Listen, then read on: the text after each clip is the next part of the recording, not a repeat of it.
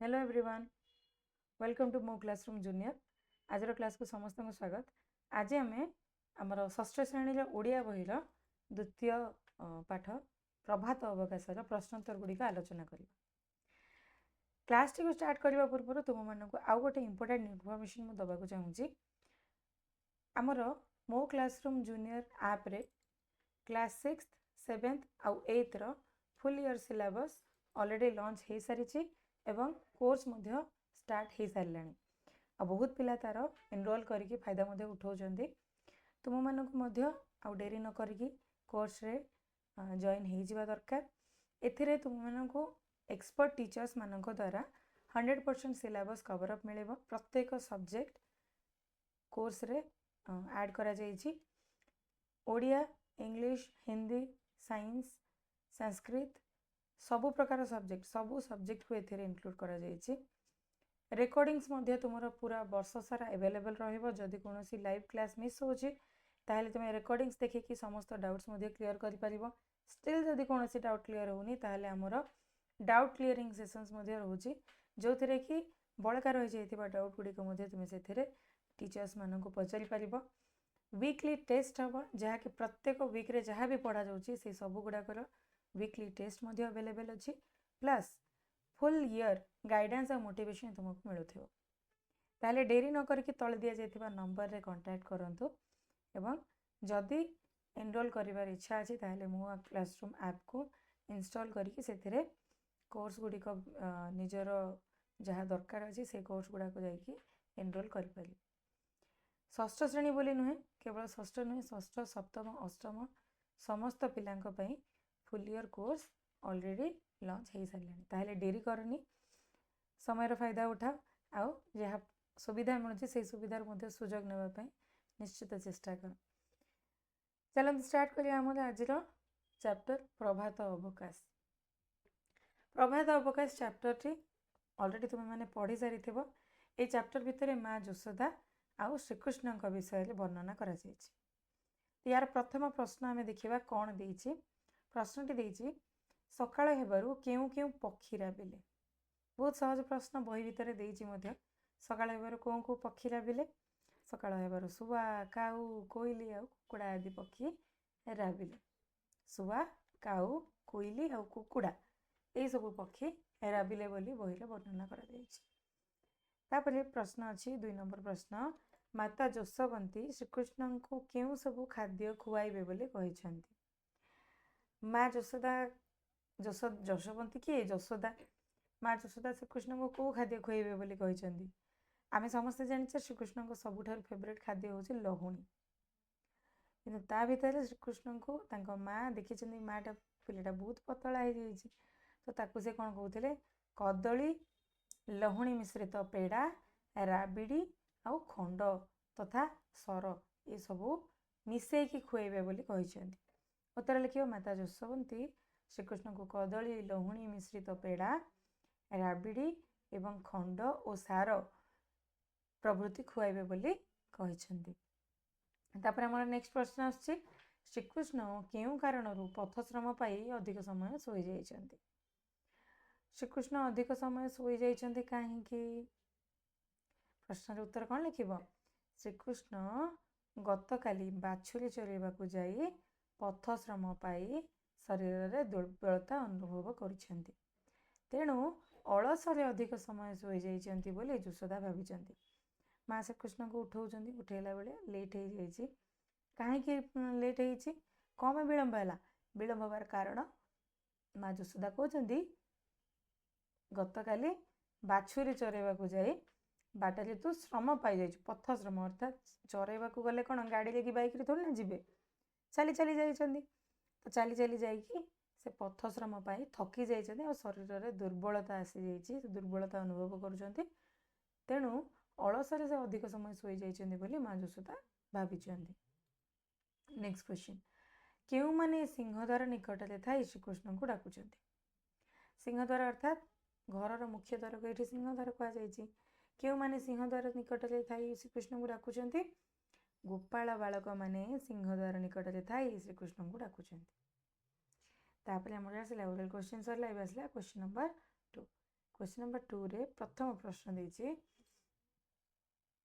केउं केउं पक्षी श्रीकृष्ण को राति पाइबार सूचना देउछंती को पक्षी श्रीकृष्ण को राति पाइबार सूचना देउछंती प्रथम प्रश्न हम देखिले को माने सकाळु सकाळु राबुजंती तो सकाळु राति पाइबार सूचना को पक्षी माने दियंती काऊ दिए का का राब करे कोइली दिए सकाळु सकाळु कोइली जमदे शब्द शुणे कुकुड़ा कुकुड़ा तो राति 4 रु गोटे थर बोबेब पुणी सकाळ सकाळ होला बेलକୁ सूर्योदय होला बेलକୁ पुणी थर बोबेब शुआ मध्य बहिरे देछि मंदिर रे शुआ गछरे काऊ और कोइली एवं कुकुड़ा भली पक्षी माने श्रीकृष्ण को राति पाइबार सूचना देउछंती तुमको किए राति पाइबार सूचना दियंती माँ दियंती नहीं अलार्म बाजुथिले बाजुथिबो पछे माँ आसिक उठाती माँ होचंती तुमर अलार्म सेमती श्रीकृष्ण को अलार्म थिला मंदिर रे शुआ गछरे काऊ कोइली आ कुकुड़ा नेक्स्ट क्वेश्चन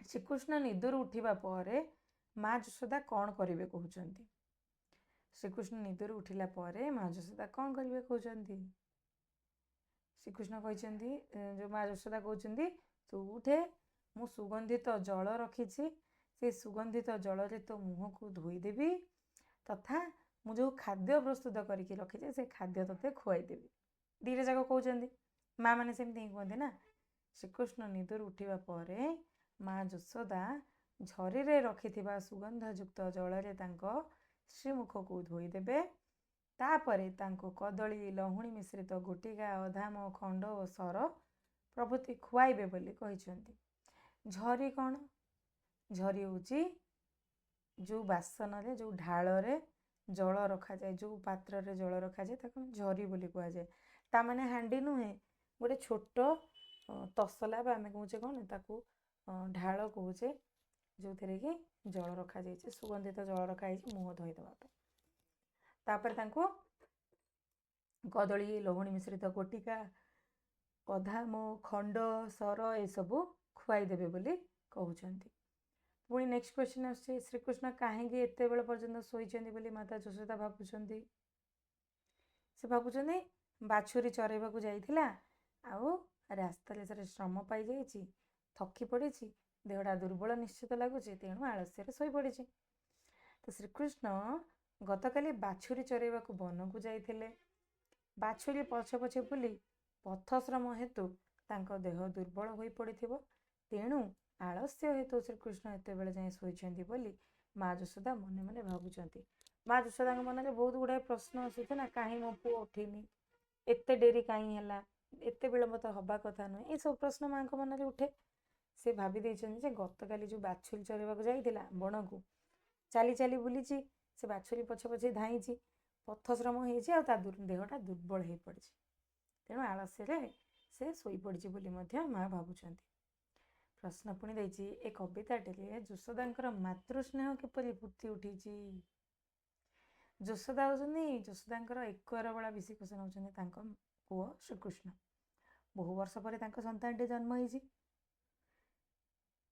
तांको भलिया स्नेह आउ केही करि परिबे नै जेतेले मार उदाहरण दबाकू पड़े सेतेबेले सबु जगह आम देखिया केवल श्रीकृष्ण और यशोदा कथा उठे तो तांको मातृस्नेह तो अतुलनीय क्या सहित तुलना करा जाई परिबनी तो यही कवितार यशोदांकर मातृस्नेह केमती देखा जाइछि तांको से उठाउछन्ति मुह धोई देबी खुआई देबी गाई चरेबाकू जीवु मु तो पई कोन खाइबा बनेइकी रखिछि ये सब जिनस से कहउछन्ति ना तांकर स्नेहर चित्र से प्रतिपादन करुछन्ति तो उत्तर लिखिबो माँ यशोदा श्रीकृष्णंकर उठिबारे विलंब हेबार देखि खूब श्रद्धारे तांको उठेबाकू चेष्टा करिसन्ति उठिबा मात्रे सुगंधयुक्त जलरे मुह धुआई स्वादिष्ट खाद्य खुआइबार लोभ देखौछन्ति एपरिकी गोचारण निमित्त जिबा बेले दधि अन्न संगरे नेबा कथा मध्य कहउछन्ति तत्सहित श्रीकृष्णंकर शारीरिक परिश्रम कथा मन पकई निजे यशोदा चिंतित होउछन्ति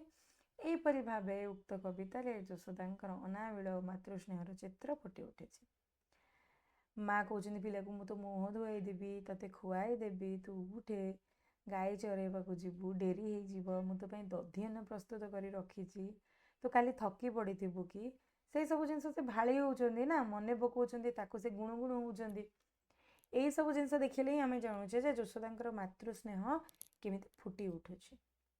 नेक्स्ट क्वेश्चन आमर अच्छे गोपाल बालक मैंने कौन कही श्रीकृष्ण को निदर उठाऊँ। गोपाल बालक मैंने कौन कहते उठेवा। प्रथम तो गोपाल बालक मैंने कौ ना नहीं डाकुं श्रीकृष्ण को से उठाऊँ ना कहते प्रतिदिन गोपाल बालक मान श्रीकृष्ण गाई चरैवा बण को जाती से प्रतिदिन काम।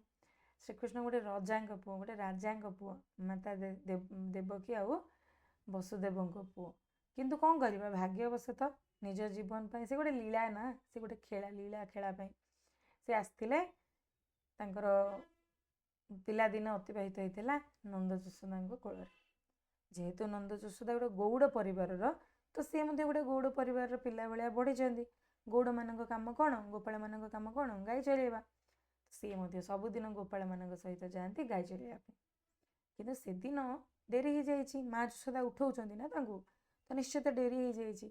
गाई चरैवा अर्थ कौन सका भोर से बाहरी पड़ती गाई धरिकी तो प्रतिदिन गोपाल बालक मान श्रीकृष्ण गाई चरैया बण को जाती से दिन सूर्योदय हो सारी श्रीकृष्ण उठी नथिबारु साथी गोपाल बालक माने तांको अच्युत तू केते निदरे शोइचु बोली कही निज निदरु उठेबा को चेष्टा करछन्ती। से कौन कहछन्ती अच्युत बोली कहछन्ती रे अच्युत तू एते कौन निदरे शोइचु उठे डेरी हेलाणी एमती ही उठाती ना सांग माने से थोड़ी ना तांका पई भगवान से तांका पई गोटे बंधु से माने जेमती से श्रीकृष्ण मते सेमती। तो श्रीकृष्ण जेते उठी नांदी सूर्योदय हो सारलाणी तो से उठाउछन्ती बालक माने कहछन्ती अच्युत तू केते निदरे शोइचु एमती कहीकि निदरु उठेबा पई चेष्टा करछन्ती। तापर हमर प्रश्न देछि सरल भाषा बुझे लिख। सरल भाषा बुझे लिख आमर उक्त पद्यांशटी लिखा जाए ना सरलार्थ सेमती लिखा जाए। प्रश्न देछि अमृत पानी कदली लवणी संगते गोली अधाम गुटिका पुली खंड संगे भुंजाई भी सरहे। यार अर्थ कौन खाद्य पदार्थर गुड़िकर ना किंतु ये खाद्य पदार्थ क्या श्रीकृष्ण करी किए माता यशोदा वर्णना करदे आम कौन अच्छे इजी ना। देखिए उक्त पद्यांशटी बा संक्षिप्त पद्यांशटी भक्त कवि बनमाली दास रचित प्रभात अवकाश कवितार संग्रहित। स्क्रीनशॉट नहीं कि तुम्हें खातार लिखिपार आराम से यार स्क्रीनशॉट नहीं भी लिखिपार बा तुम्हें पोज करके लिखाटा तुम डिफिकल्ट हम स्क्रीनशॉट नहीं ना आराम से लिखिदे। तो संक्षिप्त पद्यांशटी भक्त कवि बनमाली दास रचित प्रभात अवकाश कवितार संग्रहित। एठारे माँ यशोदा श्रीकृष्ण को निद्रारू उठिला परे जो सब स्वादिष्ट द्रव्य भोजन कराइबे बोली कहिसेंती से संपर्क में आलोकपात करिसेंती। कौन कहिसेंती माँ यशोदा कहते राति पाहिलाणी अथच श्रीकृष्ण निद्रा त्याग करिनाहांती तेणु तांकु जणई देबा पई माँ कहउचंती हे बंशीधर मंदिर रे शुआ गछरे काऊ कोइली और कुकुड़ा माने बारंबार डाकिलेणी तुम्हें शीघ्र उठी जाओ। तुम्हें उठिले झरे रखिथिबा सुगंधयुक्त जल रे मु तुमर मुह धोईदेवी तापरे तुम पाई अमृत तुल्य जो सब खाद्य पदार्थ रखी ताहा मध्य खुआइबी। कदली लहुणी मिश्रित पेड़ा सरपुड़ी सहित खंड और सार मध्य खुआइबी। जो सब खाद्य श्रीकृष्ण अति प्रिय अटे ताहाको खुआइबार लोभ माँ यशोदा देखैछन्ती। वास्तव में माँ यशोदा पुत्र स्नेह रे आबद्ध होई जेपरी स्नेहपूर्ण अन्यत्र विरल से जेमती स्नेहपूर्ण जेमिति तांको द्वारा स्नेह देखा मिले ताहा अन्यत्र विरल अन्य जगह देखा बहुत विरल बा कष्टकर सब जगह देखा जाए माँ यशोदा के भाया माटे आउ कौटी मिलबनी हेगला। नेक्स्ट आमर प्रश्न देछि बाछुरी चराई जाई काली पथ श्रम पाई अलसरे अछु सोई अशकत की हुए कि शरीर है। यहाँ कौन पाई कहुई ये किए कहते माँ यशोदा ही कहते माँ क्या कहते कृष्ण को कहते कृष्ण को उठाऊँ से उठे कौन कहते काली जो बाछुरी चरवाक जाइलु काली थकी पड़ू रास्तार से आज अलसरे टे शोई पड़ू कि तो शरीर दुर्बल लगुच कि ये माँ प्रश्न कर उठेबापी लिखिब केमी उर्दूदांशटी भक्त कवि बनमाली दास रचित प्रभात अवकाश कवितार संग्रहित। स्क्रीनशॉट नहीं पे पढ़ाई सुविधा हम लिखा सुविधा हम ଏଠାରେ ଶ୍ରୀକୃଷ୍ଣଙ୍କ ଉଠିବାରେ ବିଳମ୍ବର କାରଣ ସମ୍ପର୍କରେ ମା ଯଶୋଦାଙ୍କ ମନରେ ଯେଉଁ ପ୍ରଶ୍ନବାଚୀ ସୃଷ୍ଟି ହୋଇଛି ତାହା ବର୍ଣ୍ଣିତ ହୋଇଛି। ଯଶୋଦା ଯେତେବେଳେ ଦେଖିଲେ ଉଠଉଛନ୍ତି ବାରମ୍ବାର, ସେ ଉଠୁନାହାନ୍ତି, ସେଥିପାଇଁ ସେ ପ୍ରଶ୍ନ କରୁଛନ୍ତି ନା। ତ ଦିନେ ଶ୍ରୀକୃଷ୍ଣଙ୍କ ଉଠିବାରେ ବିଳମ୍ବ ହେଇଛି। ମା ନିଜ ଆଦରର ପୁତ୍ର ଶ୍ରୀକୃଷ୍ଣଙ୍କୁ ନିଦରୁ ଉଠେଇବା ପାଇଁ ଉଦ୍ୟମ କରୁଛନ୍ତି। ସେ କହିଛନ୍ତି ଯେ ପକ୍ଷୀମାନଙ୍କର କଳରବରେ ଚତୁର୍ଦିଗ ମୁଖରିତ ହେଲାଣି, ଏପର୍ଯ୍ୟନ୍ତ ଶ୍ରୀକୃଷ୍ଣ ଶଯ୍ୟାତ୍ୟାଗ କରୁନାହିଁ। ତେଣୁ ମା ତାକୁ ଲୋଭଗ୍ରସ୍ତ କରାଉଛନ୍ତି, ବିଭିନ୍ନ ପ୍ରକାରର ସ୍ୱାଦିଷ୍ଟ ଖାଦ୍ୟ ଖୁଆଇବାରେ ଲୋଭ ଦେଖାଉଛନ୍ତି। ଏପରିକି ଡେରି ହେଲେ ଗାଈମାନଙ୍କୁ ଗୋଠକୁ ନେଇଯିବାରେ ବିଳମ୍ବ ହେବ ବୋଲି ମଧ୍ୟ ସେ କହିଛନ୍ତି। ତଥାପି ମା ମନ ବୁଝି ନାହିଁ। ତେଣୁ ସେ ଭାବୁଛନ୍ତି ଗତକାଲି ବାଛୁରୀ ଚରାଇବାକୁ ଯାଇ ପୁଅ ପଥଶ୍ରମ ହେତୁ ଖୁବ୍ ଦୁର୍ବଳ ହୋଇପଡ଼ିଛି। ତେଣୁ ଶରୀରରେ ଦୁର୍ବଳତା ହେତୁ ଅଳସୁଆ ହେଇ ସେ ଶୋଇପଡ଼ିଛି। ସେଥିପାଇଁ ବୋଧହୁଏ ତାର ଉଠିବାରେ ବିଳମ୍ବ ହେଉଛି। ବାସ୍ତବରେ ପୁତ୍ର ବତ୍ସଳା ଜନନୀ ଯଶୋଦାଙ୍କର ଅନାବିଳ ପୁତ୍ର ସ୍ନେହର ପଟ୍ଟାନ୍ତର ନାହିଁ। ସେ ଯେଉଁ ପୁତ୍ର ବତ୍ସଳା କୁହାଯାଇଛି, ମାନେ ତାଙ୍କ ପୁଅକୁ ସେ ବହୁତ ମାନେ ଭଲ ପାଉଛନ୍ତି ନା, ତ ସେଇ ମାତୃସ୍ନେହ ମମତା ତ ପୁତ୍ର ବତ୍ସଳା କୁହାଯାଇଛି। ସେ ପୁତ୍ର ବତ୍ସଳା ଜନନୀ ଯଶୋଦାଙ୍କର ଅନାବିଳ ପୁତ୍ର ସ୍ନେହର ପଟ୍ଟାନ୍ତର ନାହିଁ, ତୁଳନା ନାହିଁ। ନେକ୍ସଟ ଆମର କ୍ୱେଶ୍ଚିନ୍ ନମ୍ବର 4 ଦେଇଛି, ମା ଯଶୋଦା ଶ୍ରୀକୃଷ୍ଣଙ୍କୁ ନିଦରୁ ଉଠାଇବା ପାଇଁ ବ୍ୟସ୍ତ ହୋଇପଡ଼ିଛନ୍ତି। ଯେଉଁ ପଦଟିରୁ ଏହାର ସୂଚନା ମିଳୁଛି ସେହି ପଦଟି ଲିଖ।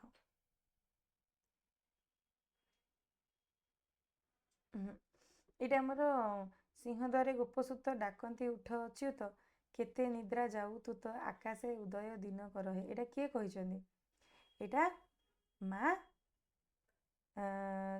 ଯଶୋଦା ଶ୍ରୀକୃଷ୍ଣଙ୍କୁ କହିନାହାନ୍ତି। ଏଇଟା ଆମର ଯଶୋଦାଙ୍କର ଶ୍ରୀକୃଷ୍ଣଙ୍କର ଯେଉଁ ବନ୍ଧୁମାନେ ଗୋପାଳମାନେ କହିଛନ୍ତି।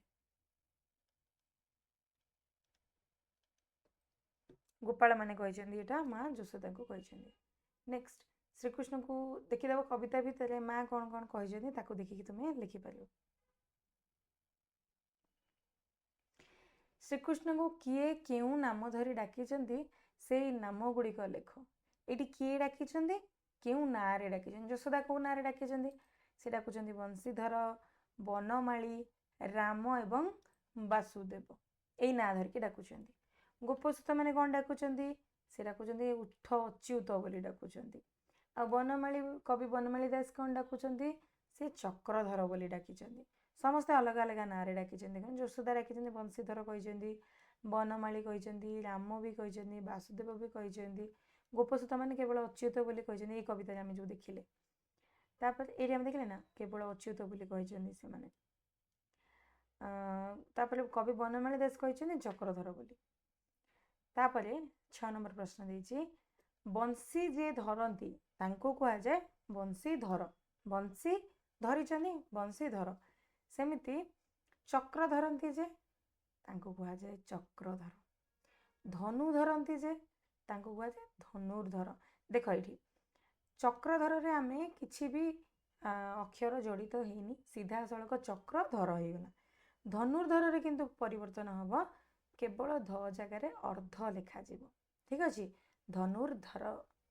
ଯିଏ ଶ୍ରୀ ଧରନ୍ତି ତାଙ୍କୁ କୁହାଯାଏ ଶ୍ରୀଧର, ଆଉ ଯିଏ ଭୂ ଧରନ୍ତି ତାଙ୍କୁ କୁହାଯାଏ ଭୂଧର। ଧର ଯେଉଁମାନେ ଧରନ୍ତି। ନେକ୍ସଟ ଅସଜଡ଼ା ପଦ ଗୁଡ଼ିକୁ ସଜାଡ଼ି ଲେଖିବା ପାଇଁ ଦିଆଯାଇଛି। ବାସୁଦେବ ଉଛୁର ଗୋ ଗୋଷ୍ଠୀ ହେବ ରାମ ଉଠ।